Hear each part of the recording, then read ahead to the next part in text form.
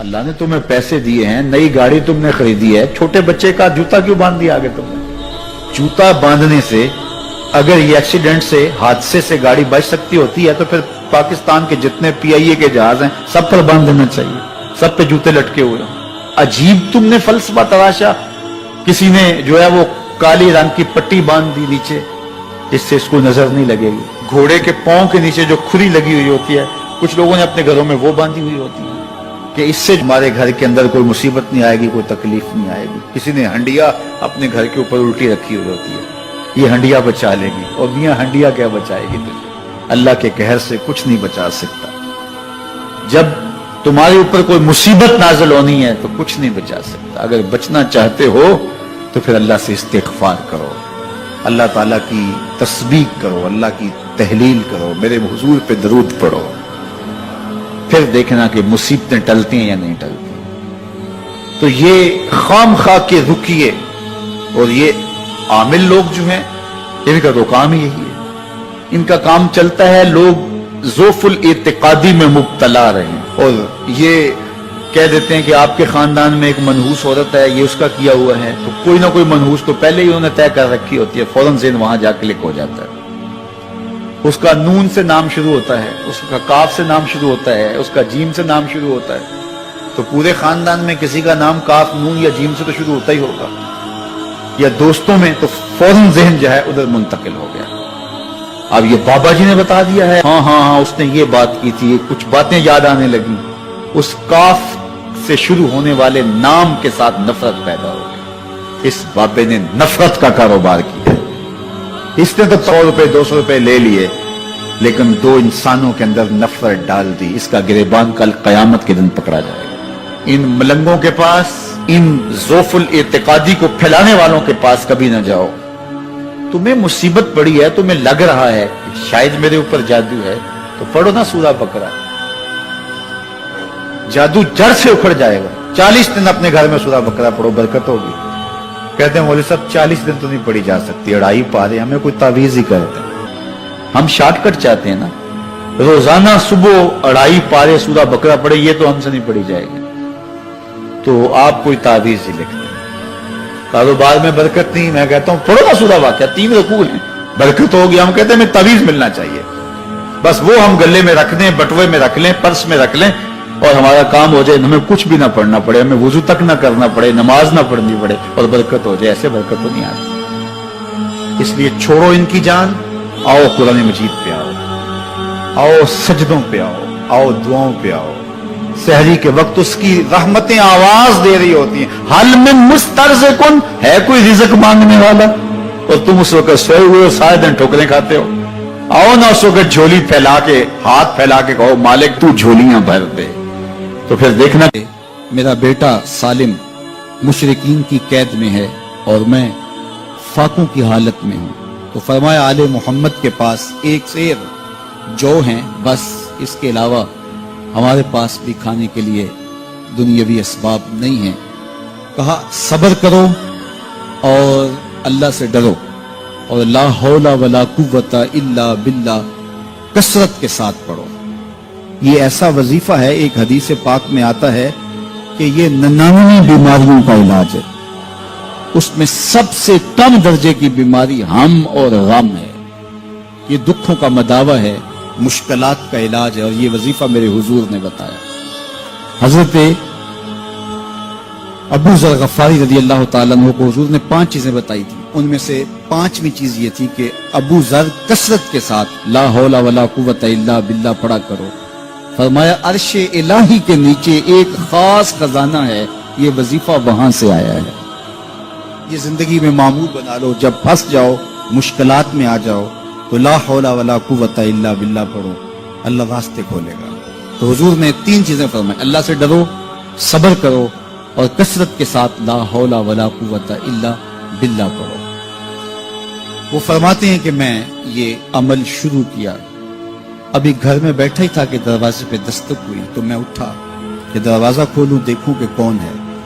تو دروازہ کھولا, دیکھا میرا بیٹا کھڑا ہے اور اس کے پیچھے 100 اونٹ کھڑے ہیں. تو میں نے کہا کہ تم اور یہ اونٹ؟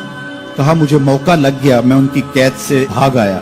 وَيَرْزُقْهُ مِنْ حَيْثُ لَا يَحْتَسِبُ، وہ تمہیں وہاں سے رزق دے گا جہاں سے تمہیں گمان بھی نہیں۔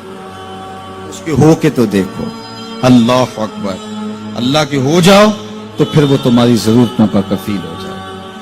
فرمایا حضرت عبداللہ ابن مسعود رضی اللہ تعالیٰ عنہ نے کہ کسی شخص کو فقر و فاقہ آ جائے تو وہ لوگوں کو بتائے کہ میں آج کل بڑے مشکل حالات میں ہوں، ہر وقت لوگوں کو بتاتا رہے تو اس کی مشکل بڑھے گی، اس کی مشکلیں آسان نہیں ہوں گی اس طرح۔ اور اگر وہ اپنی اس مشکل کو کسی سے شیئر نہ کرے بلکہ مصلی بچھا کے اپنے رب سے کہے کہ مالک فقر و فاقہ آ گیا ہے اور اس کا علاج تیرے پاس ہے، اس مرض کا مداوع تیرے پاس ہے۔ حضرت عبداللہ ابن مسعود فرماتے ہیں کہ رسول کریم نے فرمایا جلد یا بدیر اللہ اس کو مالا مال فرما دے گا۔ یہ بھی کبھی کر کے دیکھو، مشکل آ جائے، فاقہ آ جائے۔ اور قرآن مجید کا دل سورہ یاسین ہے، جس نے ایک مرتبہ سورہ یاسین کی تلاوت کی اللہ 10 مرتبہ قرآن پڑھنے کا ثواب عطا کرے۔ اور کتنا بڑا اجر ہے، آپ ایک سال میں بھی شاید 10 قرآن مجید نہ ختم کر سکیں، اور سورہ یاسین پڑھیں تو 10 مرتبہ قرآن مجید پڑھنے کا ثواب نصیب ہوگا۔ تو اپنی صبح کا آغاز سورہ یاسین سے کیا کریں، نماز فجر کے بعد اشراق تک سورہ یاسین پڑھ لیا کریں۔ سورہ یاسین اگر آپ پڑھ کے اپنے دن کا آغاز کرتے ہیں، آپ کا سارا دن خیر سے گزرے گا۔ اس دن اگر کاروبار کریں گے تو برکت ہوگی، اس دن بہت ساری بیماریوں سے، آفات و بلیات ارضیہ اور سماویہ سے بچے رہیں گے، لوگوں کے شر سے، حادثات سے محفوظ رہیں گے۔ میرے حضور نے ارشاد فرمایا قرآن مجید میں ایک سورت ہے جس کی 30 آیات ہیں، اگر کوئی شخص اس کی تلاوت کرتا ہے تو وہ سورت پڑھنے والے کی شفاعت کرتی ہے، اور اتنی بار شفاعت کرتی ہے کہ اس کو بخشوا کے چھوڑتی ہے۔ وہ سورت کون سی ہے؟ وَهِيَ تَبَارَكَ الَّذِي بِيَدِهِ الْمُلْكُ، یہ سورۃ الملک ہے، 30 آیتیں ہیں۔ جو شخص اس کی تلاوت کرے یہ اتنی بار سفارش اللہ کی بارگاہ میں کرتی ہے کہ اپنے پڑھنے والے کو بخشوا کے چھوڑتی ہے۔ تو اپنے دن کا آغاز سورہ یاسین سے کریں اور اپنی شب کا آغاز سورہ ملک سے کریں۔ سونے سے پہلے سورہ ملک کی تلاوت ضرور کر لیں، انشاءاللہ اس سے رات برکت سے گزرے گی۔ جس نے ایک دن میں 100 مرتبہ سبحان اللہ و بحمدہ پڑھا، کتنی مرتبہ؟ 100 مرتبہ کیا پڑھا؟ سبحان اللہ و بحمدہ، فرمایا کہ اس کے گناہ سمندر کی جھاگ کے برابر بھی ہوں تو اللہ معاف فرما دے گا۔ تو یہ اپنے وظائف میں شامل کر لیجئے، سبحان اللہ و بحمدہ۔ اور حدیث بخاری ہے کہ 2 کلمے ایسے ہیں جو اللہ کو محبوب ہیں اور زبان پر مشکل نہیں، زبان پر بڑے آسان ہیں، اور جب میزان پہ رکھے جائیں گے تو پلڑے کو جھکا دیں گے، بڑے بھاری ہیں میزان پہ۔ وہ 2 کلمے یہی ہیں، سبحان اللہ و بحمدہ، سبحان اللہ العظیم۔ تو اگر اس کو 100 مرتبہ روزانہ پڑھے تو سمندر کی جھاگ کے برابر بھی گناہ ہو تو اللہ معاف فرما دیتا ہے۔ اللہ فرماتا ہے ما یفعل اللہ بعذابکم، وہ تمہیں عذاب دے کے کیا کرے گا؟ ذرا لہجہ دیکھیے، ذرا انداز، ما یفعل اللہ بعذابکم، وہ تمہیں عذاب دے کے کیا کرے گا؟ تم اس کی مخلوق ہو، اپنے دستے قدرت سے اس نے تمہیں بنایا ہے، تو وہ تمہیں عذاب دے کے کیا کرے گا؟ اس کی ضرورت نہیں ہے کہ تمہیں عذاب دے، نہ اس کی چاہت ہے کہ تمہیں عذاب دے، کوئی خود چھلانگے لگائے تو اس کی مرضی۔ فرمایا کہ ما یفعل اللہ بعذابکم، وہ تمہیں عذاب دے کے کیا کرے گا؟ ان شکرتم و آمنتم، اگر تم شکر ادا کرو اور ایمان لاؤ تو وہ تو قدردان ہے جو کوئی اس کا شکر کرتا ہے اور جو اس پر ایمان لاتا ہے۔